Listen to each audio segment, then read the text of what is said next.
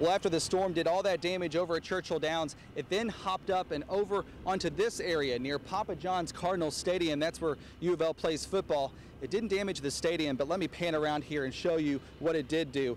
This business back here, this is called the Equipment Depot Company, and it completely annihilated their repair shop here on the end, completely punched a hole right through that section of the building, and then it lifted the roof right off of the office area here. Now we are actually one intersection down here at Palumbo and Man o' War. This is where police have the inner loop of Man o' War blocked off between Palumbo and Blazer as police remain on scene. Now, if we take a closer look down here, they are down towards Blazer Parkway. That's where investigators are still on scene, continuing to reconstruct this accident, but they shouldn't be here for too much longer. By the height of rush hour, they are going to have this area clear. It's so cold, they say the water they used to fight this fire is now freezing all up and down the street here. Give you more as we find it out, but again, a serious accident here just before 11 on Muir Station Road in the northeast part of the county. Well, I am walking up what used to be a section of this lane here on Kentucky 292, but as you can see, this entire section of this highway has completely collapsed down into this riverbank. Now, just to show you how that's translated at the pump, I've got to show you this. One unlucky driver here had to spend nearly $92. Yeah, $91.91 there. That is what you're seeing, almost $92 just for one fill-up. And here along 19th Street, this mess is repeated along several buildings. You can see the sheer force of this tornado, what it did. It completely threw all of these concrete blocks right to the ground. Well, the clerks here at the store believe the two robbers left their getaway car back behind those houses somewhere and then walked up this side of the store. And that's when these surveillance cameras began catching them on tape. LAX 18's Jeff Allen joins us now live from the scene. Jeff? Well, this courtyard here at Main and Rose in downtown Lexington is a popular place. There's often many people here, and that was the case about 2:30 this morning, when witnesses say there were a couple hundred people pouring out of some nearby bars. Well, at one point, witnesses say those people were frantically running down the street trying to get away from this area as they heard gunshots. What happened from there is tonight's LAX 18 big story at 6. As you can see, they've set up these barriers here to protect people here in the neighborhood. Now let's pan down and give you a closer look at what exactly is happening here. And then actually ripped a bike rack, this bike rack right up out of the concrete and threw it all the way over to here. And this is where that SUV crashed into the side of the law office. There is a sea of blue here in Houston. Cats fans are ready for the Wildcats to begin Final Four play. Just 2 weeks after a young Bourbon County man was killed from an apparent hit and run, his family finally has something to smile about. Jeff Allen joins us now with more. Well, Stephen Moyo died after he was found lying in the middle of Georgetown Road in Bourbon County. Today, they got a break from the heartache at a Lexington ballpark. That's tonight's LAX 18 big story at 6. It's amazing to actually see somebody have that much energy and that much heart on the field. But just 2 weeks ago, they lost their teammate. It's really difficult to be out there and play without him. They knew him as Chocolate, a nickname based on a basketball player Moyo admired. Look at my outfield and I'm used to seeing Chocolate out there, and I turn around and realize that he's not there that day to play, but also we're missing our friend. But they have even more than just his memory on the field with them today. And they asked Adam last week, Stephen's brother, if he would play with them, that they wanted him to play with them. Get your sticks, let's get some runs. They were inseparable. They were 11 months, 2 weeks apart. If his brother can give him a little bit of power today, he will. He'll give him a little bit of power today and a little bit of energy. Energy to help carry his family. Hopefully it's doing a little bit to help them through this time, and I know it's helping us. Through their unimaginable loss. We just trying to win for him, man. We try to go hard or go home. Go hard or go home. That was Moyo's motto. Let's go Kentucky Kings. Let's do it for Chocolate. With a heavy heart, his brother. His brother got out at home. He knew he was out, but he slid anyways, just like him. His team. Kind of on the days on the field and it's a little difficult, he kind of gets us through. And his family. I'm sure he was just taking all of Stephen's energy in and swinging for the skies for Stephen. Or somehow pulling through. But they came to us wanting to tell their story so we could shed more light on what may have led to these horrific murders. That's the LAX 18 big story.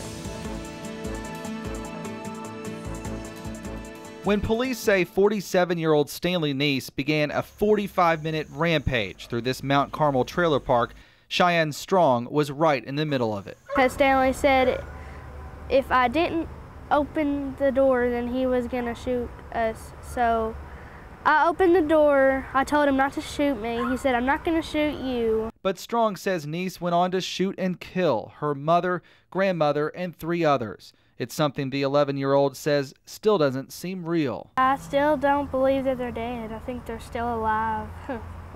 That's what my mind hasn't came to the thought that they're dead yet. Timothy Martin says Niece, wearing pajamas and a pocket full of ammunition, made him watch as he then shot 2 of his cousins in cold blood. He told me to walk up through the highway with him, and I never did.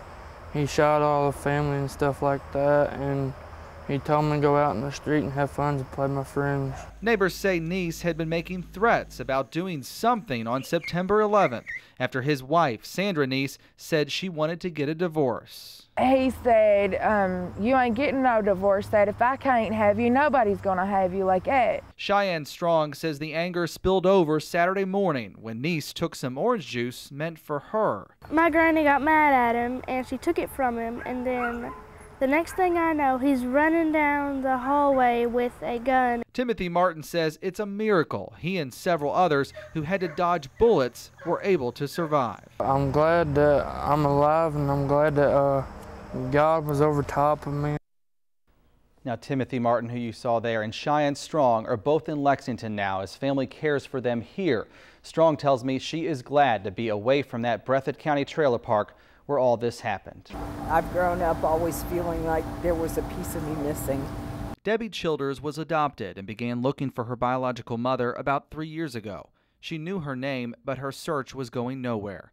Her mother died years ago, but what she didn't know is that since her death, one of her mother's other children had been looking for the sister he never knew.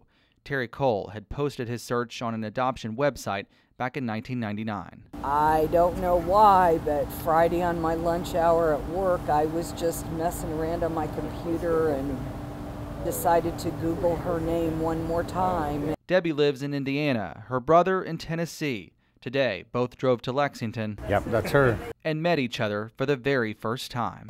You must be Terry. Yep, you got to be Deb. Yep. It's amazing, you look a lot like Mom. Oh my.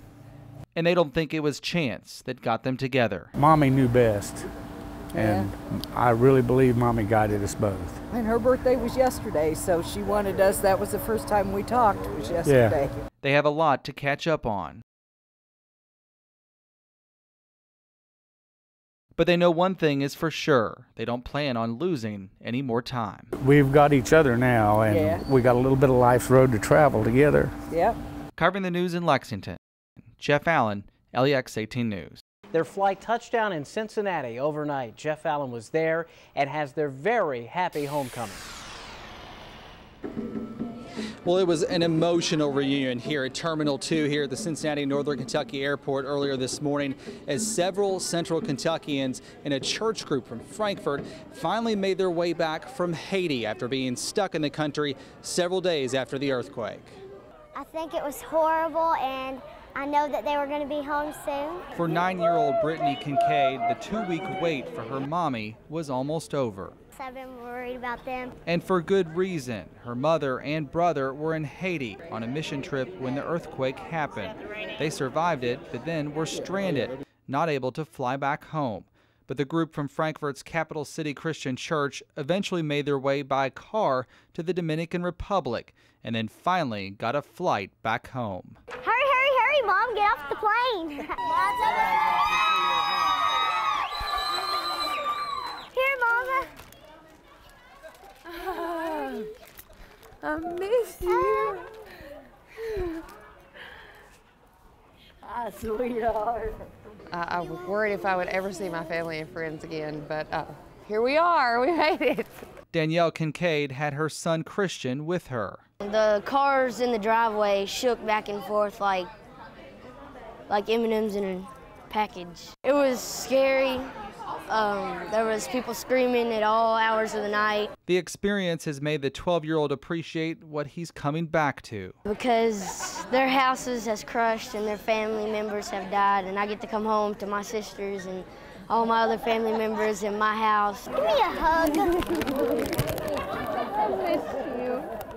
It doesn't matter which social media website you hit today, this story is front and center. Twitter especially blew up this morning with comments and pictures. First, let's check out this video. It was a video an LAX18 viewer posted on YouTube today showing the scene, the crazy scene outside Tally Ho on UK's campus overnight as police were handling the scene and calling for backup. And I can tell you, I was in our newsroom when these first calls started to come out, and you could hear in the voices of these first responders just how frantic they were as they were rushing to head to the scene to respond to these fights. Now let's also take a look at some twit pics people are posting on Twitter today. The first shows the mess left behind at the lofts at Victorian Square after the disturbance there. Another two show the scene outside Tally Ho, and you can see just how massive this scene was and how many people got caught up in all this as this fighting broke out about 2:30 this morning. Now to our story we posted on LAX18.com, and at this hour, get this, already 9,000 people nearly have viewed this story